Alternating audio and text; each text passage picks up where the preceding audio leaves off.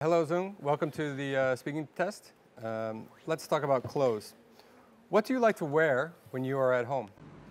So my go-to clothing item when at home would be shorts, t-shirt, dress, or something, baggy a little bit, because it allows me to move easier, also feeling more comfortable, unlike, the formal and tight uniform. What do people in your country like to wear to parties? So I think people in Vietnam will wear different kind of clothes. It depends on which party that they're going to.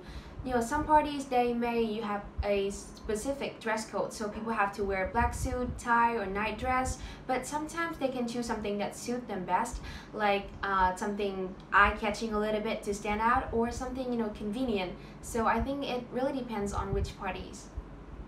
Do you like to try different kinds of fashion? So to be honest, I'm a person, like to try different kind of things, so clothing it's not an exception. I think trying a different styles or color, help us to figure out what suit us best so that we can know what is our fashion style. Also, different kind of clothes allow us to reveal, a different aspects of our personality, so I would probably opt for a different style of clothes every day. Now in this part, you'll have 1 minute to prepare. I'd like you to describe a museum or art gallery that you have visited.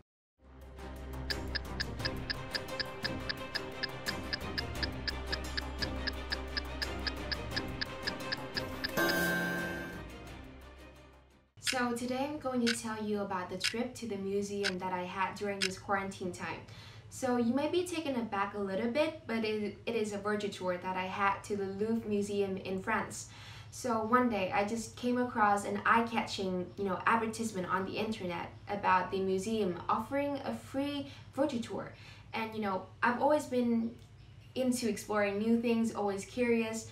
And during the quarantine time, I didn't have much on my plate, so I just clicked on the ad right away. The Louvre Museum is the world's largest, art museum and history monument. With its glamorous architecture, the museum is a central landmark of Paris. There's a wide range of objects, relics from the prehistoric time to the up-to-date 21st century on display, making it the must-visit destination in France. This rich collection is placed in different departments. So, for example, when you come to the Advent of Art department, you may come across a lot of sculptures, masterpieces, or paintings. But in the ancient Egypt antiques, where they focus a lot on potteries, utensils during the pharaoh time, or when you just visit the body of movement department, you can see a lot of paintings, writings about dancing or about the body movements. And during this trip, the thing that lingered in my mind most is a line of figure in mythology along the exit corridor. It is just a small detail, but I think the idea of embellishing the wall with the paintings will bring about a novel experience to the visitors. Well, to me, the idea of virtual tour during this quarantine time, it's something very creative, and it would be an unforgettable memory to me. Let's go into part 3 and talk about museums. How can museums be made more appealing to young people? I think there are many ways that the museum can do to attract the younger generation. The first one is they should engage themselves more in the social network by creating interesting, interactive, more eye-catching content in the form of quiz, Facebook post, or GIF, which caught the attention of the younger people. The second thing they can do is that they should offer free virtual tour, which target at the younger people who use their phone all day round, so that they can broaden their horizon without leaving their home couch. Are museums useful as an educational tool? I think it is of the importance that we should preserve our past. The first reason is that throughout the history, the civilians, form their identity, culture, keep a unique record of the nation in the form of tangible or intangible.